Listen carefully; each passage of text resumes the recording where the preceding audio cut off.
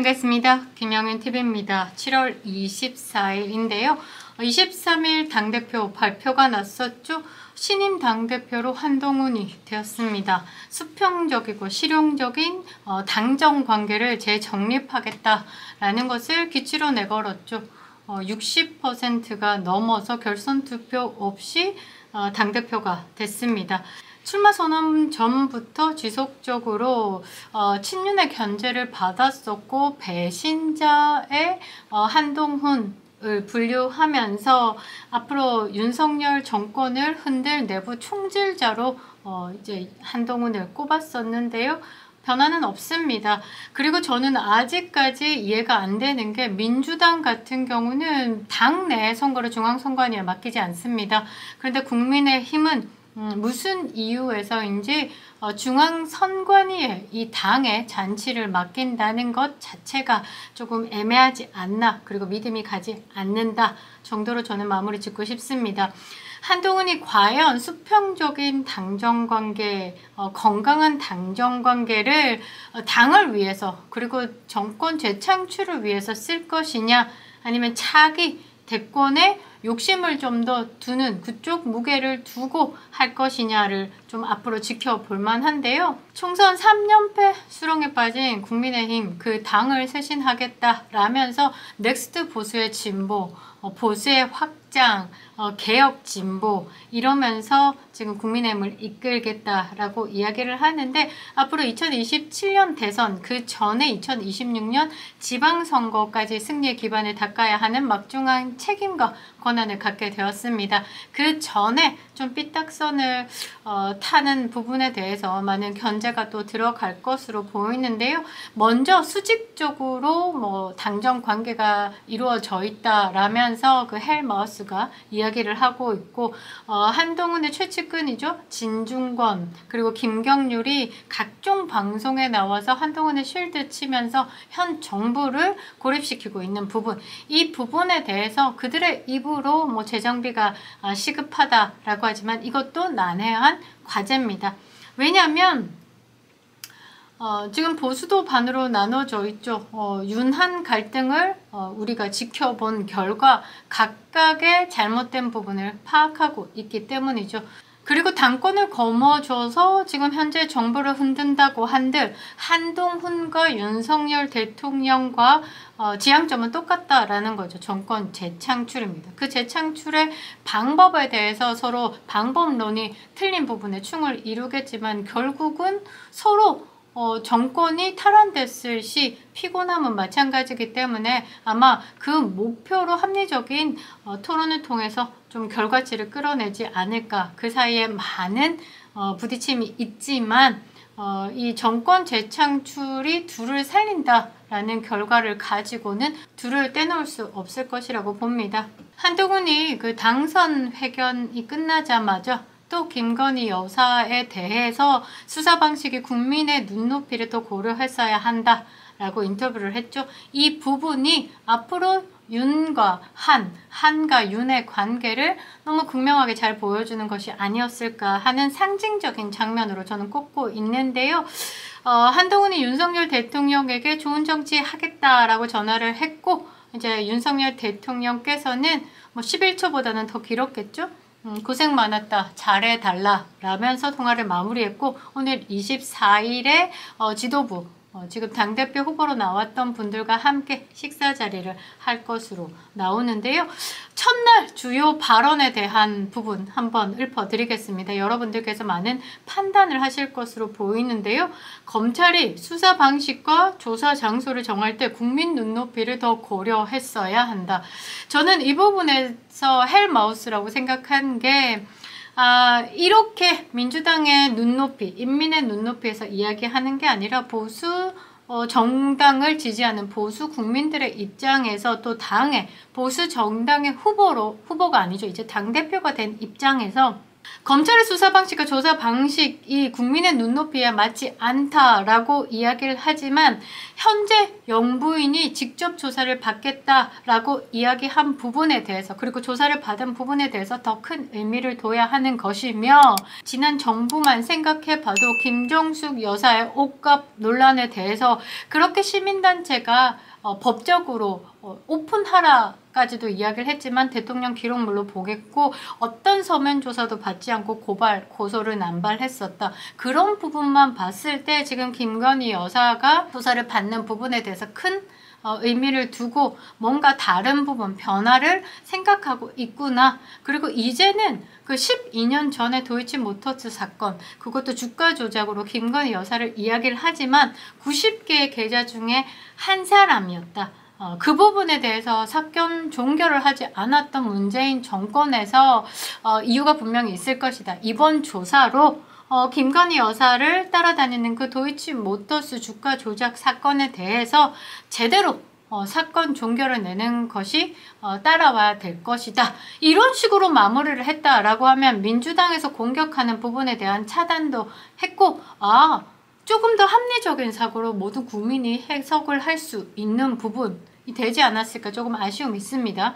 그리고 또 이야기를 합니다. 제3자 추천으로 최상병 특검법을 발의하는 게 필요하다. 재발의하겠다라는 생각을 끊임없이 하고 있는 것이죠. 안타까운 최수근 일병의 죽음에 대해서 지금 슬픔을 가득 안고 있으신 분들이 꽤 많습니다. 그러나 최상병의 죽음뿐만 아니라 군대에서 일어나는 다른 아픈 죽음도 있다라는 것. 그러나 왜 최수근 이 상병에 대해서만 유독 민주당이 끌고 오는지에 대해서 조금 더 생각할 필요가 있다. 제3자 추천 방식으로 최상병 특검법 발의에 대해서는 생각의 변화가 없으나 공수처의 수사 결과를 받아본 후 이 부분에 대한 생각을 다시 정리하겠다 정도로 마무리했다라고 하면 어느 정도 또 불길이 번지는 부분을 막을 수 있지 않았을까라는 아쉬움이 있고요.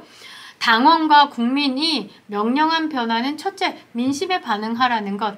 이거 맞습니다. 민심 이기는 정치 없다. 요거 잘 걸고 넘어지는 게 민주당입니다. 민심 등에 업고 니들이 하고 싶은 걸 다 하고 있죠. 지금 한동훈에게 의문투성이인 개인적인 의혹에 대해서 털고 가는 부분 반드시 필요합니다. 민심 이기는 정치 없습니다. 그동안의 공천 상황에서 사천 논란에 대해서 깔끔하게 털고 가는 것 분명히 필요하다라고 보고요. 앞으로 민주당 그리고 조국혁신당에서 발의하는 한동훈 특검법에 대해서 저는 찬성합니다. 몸을 살인다는 소리, 웰빙 정당이라는 소리 다시는 나오지 않겠다. 내가 폭풍이 될 것이다. 자, 그 폭풍 모두가 죽는 그 폭풍 말고요. 민주당의 중심에 들어가서 폭풍의 눈이 되기 바랍니다. 그만큼 민심의 소리를 담으시라는 말이죠. 그리고 대한민국이 어떻게 우뚝 섰는지 박정희 대통령 때 정말 최빈곤국을 20년 만에 이 선진국으로 만들고 윤택한 삶을 누릴 수 있게 모든 국민이 이렇게 만든 것에 대해서 한 번 더 생각이 필요한 것으로 봅니다. 그리고 마지막 발언이 박근혜 전 대통령 2007년 대선 후보 경선 패배 때 했던 발언을 인용했습니다. 경선 과정 모든 일 잊자. 잊을 수 없습니다. 저는 아직도 친중에 쌓여져 있는 한동훈에 대해서 거부감이 있습니다. 그리고 함께 토론을 한다, 함께 내용을 주고받는다, 함께 고민을 한다라는 그 그룹 자체가 김경률, 진중권, 굉장히 국힘을 지지하시는 분들에게는 비호감이죠. 이런 비호감과 함께 하고 있다라는 것 우리 잊지 않아야 된다라고 저는 보고 있습니다. 일단 한동훈이 당대표에서 60% 이상의 지지를 받으면서 당심과 민심에서 압승했다라는 것을 보여준 만큼 당의 장악력 또한 높아지겠죠. 윤석열 대통령의 당 장악력은 급속한 속도로 빠르게 약화될 것으로 보입니다. 지금 현재 이렇게 그 김건희 여사를 두고 대립각을 세우면 집권 후비 3년 차죠. 3년 차의 미래 권력 그리고 현재 권력에 대해서 정면 충돌의 양상을 보일 수 있기 때문에 줄 서는 정치 더 극명하게 갈리는 것도 좀 염려를 해봐야 되는데요. 윤석열 대통령이 그 축사를 하시고 자리를 뜨셨죠. 축사의 내용은 이렇습니다. 극단적인 여소야대 상황을 이겨내고 이 나라를 다시 도약시키려면 무엇보다 단결된 힘이 필요하다. 우리가 하나가 돼야 되는 이유다. 라고 어떤 사람이 당대표가 되더라도 이제 용산과 함께 하자라고 손을 먼저 내민 것으로 보고요. 당 정의 원팀이 돼 오직 국민만 바라보고 있을 때 국민이 더 큰 힘을 우리에게 실어주실 것이다. 앞으로 있을 지방선거와 대선에서 정권 재창출에 대한 의지를 보이신 거다. 근데 중간에 목소리가 갈리는 부분에 조금 마음이 짠하기도 했었는데요. 투표 결과가 나오기 전에 자리를 뜨셨죠. 한동훈이 당대표가 된 다음에 수락연설에서는 왠지 모르게 대통령실을 향해서 용산을 향해서 화살을 쏘아대고 있다. 그것을 좀 보면서 그렇더라고요. 뭐라고 했냐면요. 당원과 국민이 명령한 변화는 첫째, 국민 민심에 반응하라는 것. 둘째, 더 유능해지라는 것. 셋째, 외연을 확장하라는 것.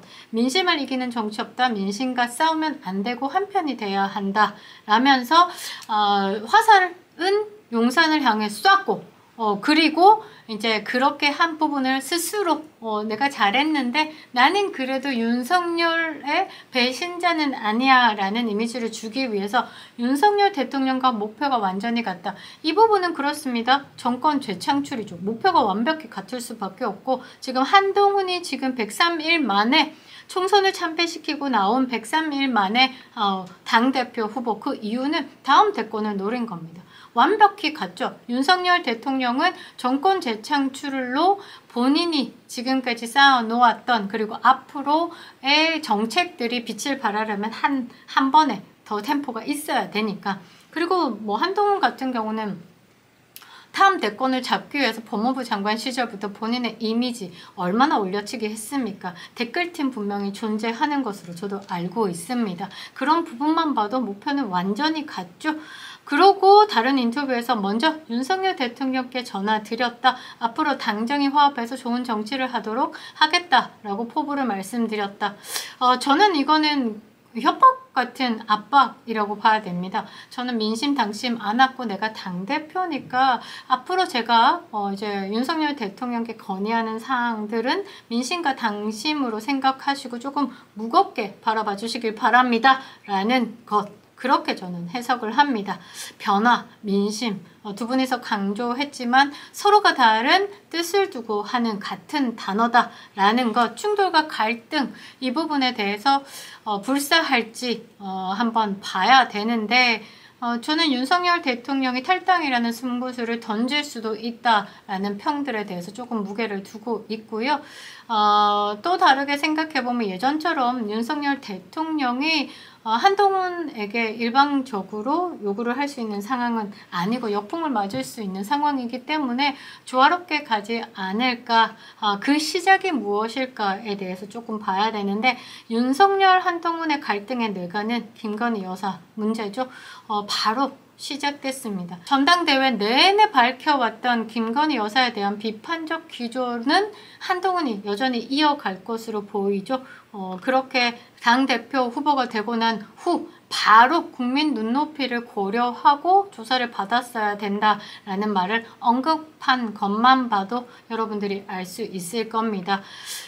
더불어민주당 등 야권이 김건희 여사 특검법 밀어붙이고 있죠. 거기에 하나 더 얹어서 한동훈 특검을 붙였습니다. 이재명의 여러 가지 사건을 병합해서 한 재판으로 갈 때 애매한 부분이 있었죠. 지금처럼 야권이 좀 잘못된 수를 썼다. 김건희 여사 특검법 하나만 두고 있었으면 한동훈에 대한 목소리가 있을 텐데 김건희 여사 특별법과 한동훈까지 짬뽕이 됐다라고 하면 한동훈은 뭐 본인의 내용이 있으니까 쉴드를 치겠죠. 아무튼 그 윤석열 그리고 한동훈의 갈등의 내관 김건희 여사 앞으로도 이 부분에 대해서 조금 지켜봐야 되는데 제2부속실 설치 이게 이 두 사람의 깨끗한 갈등의 마무리는 되지 않지만 그래도 됐어. 요거는 요 정도 하고 넘기고 우리 다른 것을 시작해 라고 할 수 있는 게 제2부속실 설치가 되지 않을까. 물론 이거를 대통령이 요구를 그러니까 수용을 한다라고 하면 또 한가 부딪힘이 분명히 있을 수 있습니다. 그러니까 이 중간자 역할이 굉장히 중요하다라고 봐야 되는 거고, 이 제2부속실 이 부분을 가지고 극적인 화해를 할 수 있는 것이라고 하나 보고 있습니다. 저는 이 포인트가 가장 중요한데, 결국은 두 사람이 시간 지나면 지날수록 함께 할 수밖에 없습니다. 왜냐면 정권 교체되면 가장 피곤한 사람이 두 사람입니다. 두 사람. 윤석열 대통령만 피곤한 게 아니라 한동훈도 그 민주당의 바람에 벗어날 수 없기 때문에, 그래서 서로가 하나가 될 수밖에 없는 것으로 보는데, 지금 지도부가 괜찮죠? 최고위로는 2위는 김재원 최고위입니다. 두 번째 최고위죠. 당 내에서도 쓴소리, 그 다음에 또 굽히지 않는 소신으로 유명하신 분이시기도 하고요. 보수의 대표적인 분이시기도 합니다. 그리고 여성 최고위로는 김민전. 이분에 대해서 기대가 크죠. 그동안에 국민의힘, 웰빙이었던 국민의힘에서 하고 싶지만 말하지 못했던 부분을 속 시원하게 했습니다. 뭘 했냐면요. 부정선거, 사전선거 폐지, 그리고 삼김 여사의 특검을 이야기를 하면서 민주당의 동공을 흔들리게 만들기도 했죠. 뭐 한동훈 사단이라고 꾸려진 그 사람들이 향후 우군 역할을 제대로 할 것으로 보이는데요. 어찌됐든 새롭게 입성한 것이기 때문에 자신의 세력을 정치권에 구축시키기 위해서 아마 많은 부분 무리한 무리수를 둘 것이라고 봅니다. 이게 아마 당 내에 갈등의 요인이 될 수도 있을 거라고 보는데요. 여기에 좀 드러나지 않게 하기 위해서는 탕평책을 펴야 되겠죠. 나경원 의원의 역할 또한 기대가 되기도 합니다. 저는 한동훈이 앞으로 국민 눈높이라는 단어를 조금 조심스럽게 썼으면 합니다. 윤석열 대통령과 한동훈, 이 지지 세력, 그 보수를 갈라지게 한 단어가 국민 눈높이다라고 저는 보고 있으니까요. 그 국민 눈높이를 쓴 순간 마음속에 이미 용산과 각을 지고 앞으로 나의 대권 행보에 첫걸음을 디딘 것이라고 저는 생각하고 있습니다. 가장 중요한 포인트는요. 8월에 조국 구속이 있죠. 그리고 9월에 이재명의 실형을 바라보고 있습니다. 이 둘 다 한동훈의 업적과는 좀 아무런 관계가 없다라는 것, 여기에 만일 숟가락을 올리는 순간 한동훈의 수준은 드러난다라는 겁니다. 일단 상황을 지켜보시기 바랍니다. 전당대회가 끝났으니 총선 백서가 공개되겠죠. 총선 백서 보고 나면 당무 감찰이 진행될 것으로 보고 있습니다. 허니문 기간은 감찰까지 라고 저는 보고 있는데, 초반에 국민의힘의 새로운 당대표가 들어서서 초치는 것이 아니라 제대로 정상적으로 들어서기 위해서는 정상적인 인물이 당을 이끌어야 한다는 겁니다. 제가 볼 때는 이준석의 바람과 지금 한동훈의 바람이 크게 다르지는 않을 것으로 보이는데요. 저는 책임당원으로서 한동훈은 인정하지 않습니다. 개인적으로 인정하지 않지만 현재 당심에 대한 판단이기 때문에 당을 제대로 이끌 수 있을 거라는 기대는 한번 해보도록 하겠습니다. 그러나 조국혁신당이 잔치 끝에는 수사만 남았다라고 하면서 경찰청 국가수사본부에 댓글팀 의혹 관련돼서 직권남용 권리 행사 방해죄로 고발을 했고, 그 혐의까지 보태어서 한동훈 특검법을 새로 발의하겠다 했습니다. 민주당이 여기에 아니다라고 거부할 이유는 없기 때문에 국민의힘으로서는 매우 당혹스럽긴 한데요. 일단 지금 남은 윤석열 정권 3년 동안 새로운 지도 체제를 중심으로 국민의힘이 똘똘 뭉쳐야 윤석열 정권의 성공에 대해서 조금 보장을 받을 수 있을 거고, 그리고 정권 재창출이 가능할 것으로 봅니다. 아까도 말씀드렸다시피 한동훈도 정권 재창출이 되지 않으면 골치 아프기 때문이겠죠. 한동훈이 잘할 수 있는 것, 잘하는 것에는 칭찬합니다. 그러나 못하고 내부 총질을 이어간다, 김경률의 마리 앙뚜아네트 같은 이런 더티한 발언들이 나온다 하면 강력하게 비판할 겁니다. 어찌됐든 한동훈요, 수도권을 중심으로 청년에 대해서 외연확장 이렇게 이야기를 하는데, 보수 진영의 기본 틀을 탄탄히 하고 똘똘 뭉치도록 역할을 한다면 당연히 강력하게 지지합니다. 반대로 내부 분열시키고 자기 정치에만 몰두하고 현재 윤석열 정부에 대해서 각을 세운다, 이따위 짓하면 비판받을 겁니다. 전당대회를 거치면서 한동훈, 친중 세력을 끼고 있는 한동훈, 그리고 좌파 세력을 등에 업은 한동훈에게 거부감을 보이고 있는 기존 보수 지지층도 저와 같은 생각으로 내부 분열, 자기 정치를 한다면 강력하게 비판하실 걸로 생각합니다. 좌파 진영에서 볼 수 있는 내로남불, 그것은 보수 정치인으로서 품격을 갖춘다면 하지 않을 것으로 보입니다. 본인의 의혹에 대해서 당 대변인이나 당의 법률지원단 등을 이용해서 방어하는 무례한 짓은 하지 않았으면 합니다. 공과 사의 구분을 정확하고 명확하게 해주시는 당대표가 되셨으면 합니다. 김영유 TV였습니다.